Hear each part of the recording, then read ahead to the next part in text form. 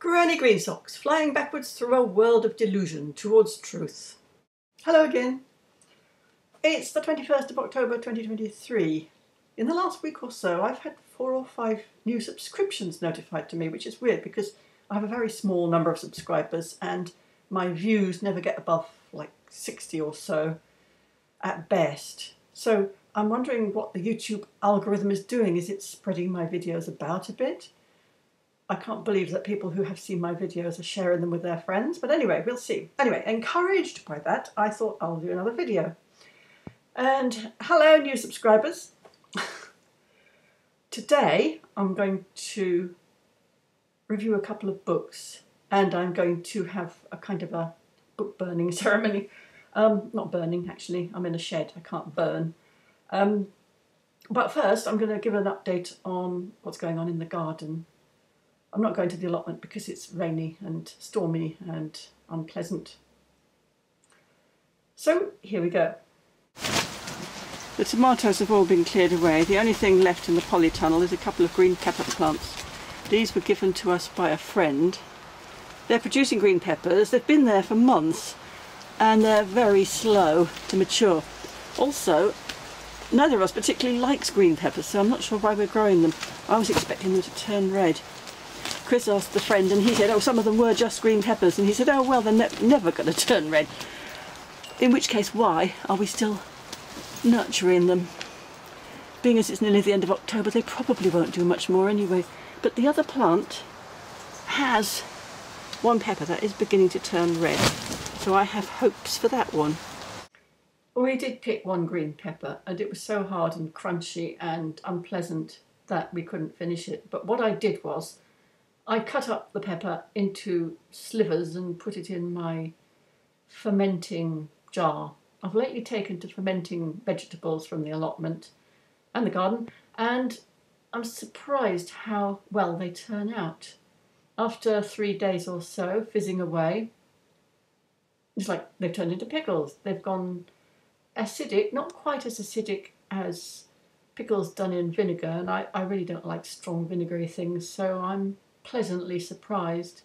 And they're supposed to be really good for you. So here's my couple of jars of pickles in the fridge. They've got all sorts. They've got a courgette and beetroot slices and little radishes. The radishes are going over, but they seemed just not quite too hard to slice up thinly and put in my pickling concoction. The fig tree got a severe haircut. It did produce quite a lot of figs, not as many as last year. Chris thinks it shouldn't be allowed to grow too big.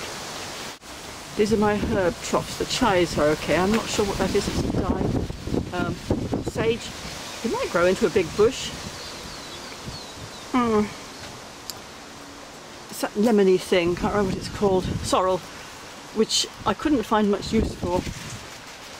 The parsley was in the shade of the fig tree, so it hasn't done awfully well, but after the fig tree was pruned, it'll probably be better next year. And this is 2 kinds of thyme. This might be normal thyme. I think this is the lemon thyme, but the normal thyme has overshadowed it. We decided to cut our losses on the kiwi fruit and hacked it all down because what happened was it just fell over the path and we couldn't walk through anymore. Over here, this grapevine produced billions of grapes, but they're all so small. And next year we vow solemnly to prune most of them off so that it'll focus all its attention on making just a few grapes really big. They're very tasty. I kind of stuff a handful in my mouth and squish them around to get all the juice out and then spit out a huge bolus of skins and pips. I really wanted to get out the pear tree because we planted it too close to the wall. It only ever has 1 or 2 pears. I changed my mind about the pear tree. I thought let's give it 1 more year because it hasn't really been treated very well, and if we give it some fish blood and bone, it may well do better next year than it ever has done. You never know. And what we're going to do is give fish blood and bone to all the fruit trees, the cherry trees and the apricot tree and the grapevines. which we never have done. We've never actually fed any of them. So yeah, we look forward to seeing what kind of a difference that makes. These raspberry canes are just too old and they're riddled with bindweed, and I'm definitely going to dig them all up this winter and lay it to lawn, and that should finish off the bindweed. These tomatoes were green when I pulled them off the remains of the tomato plants. I've sat them in here for a couple of weeks. The little ones are ripening up. They're not quite red enough yet. They still taste acid, but I have hopes. I don't like green tomato chutney. Over here, my drying beans. There were just a few of the old beans I used to grow that I just filled in the gaps with 1 or 2 seeds, and that's what I got.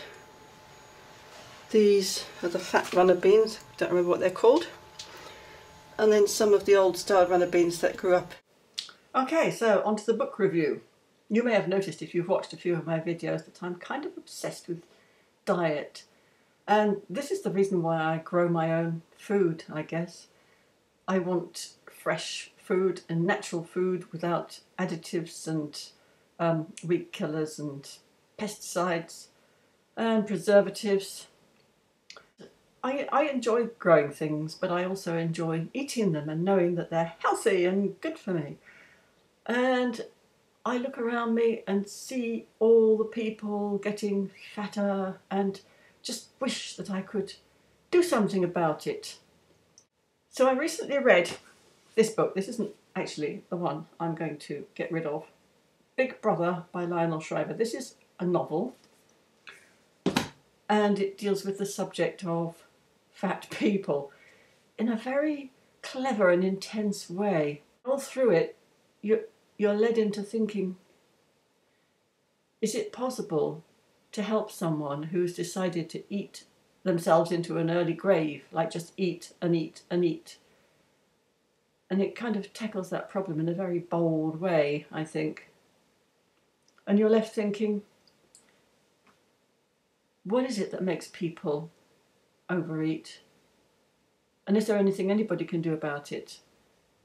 So over the years, I've paid attention to the media messages, you know, about what you should eat and what you shouldn't eat. And one thing that stuck with me from my teenage years was you should eat green leafy vegetables every day. And I've done that almost religiously ever since. And I think that has probably helped me to be relatively healthy. And the other thing is that I've been obsessed with the idea of carbohydrates, that, you know, refined carbohydrates, sugar and white flour, cakes, breads are really to be avoided where possible. And I haven't stuck to that religiously, because who doesn't like a nice cake? Although in recent years I have found that I'm not that excited by cakes. They're too sweet and they do something horrible to my stomach. They sit there after I've eaten them, and my stomach reproaches me.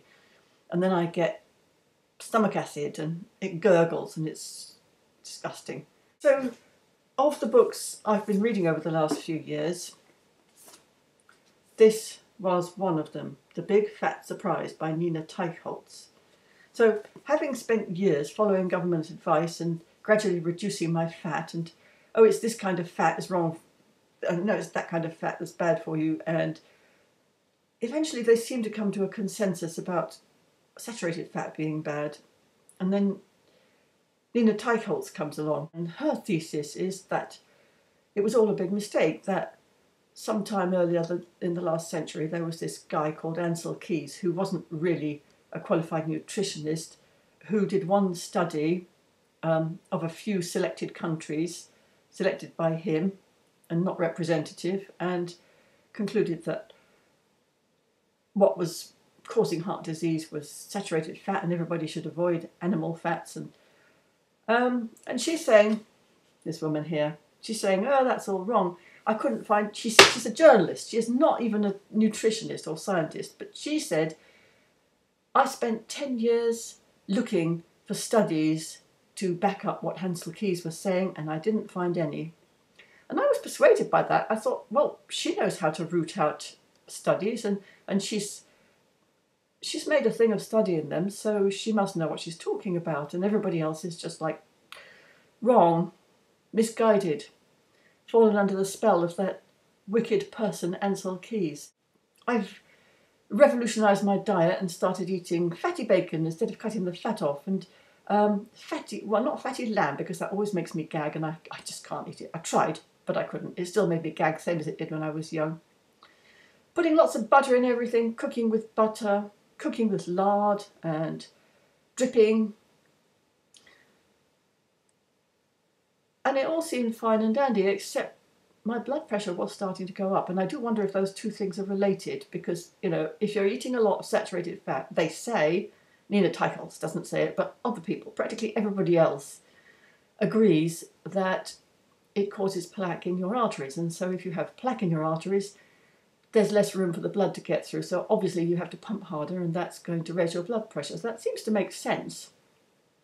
And the more I look at what other people are saying, the more I think, why did I ever believe Nina Teicholz? And so my latest, I keep jumping from one guru to another. My latest guru is Chris Fantan, ultra-processed people. And I came to him via Tim Spector and Zoe. I got involved with Zoe during COVID because they were doing a study of the symptoms of COVID, and I was interested to know what was going on there.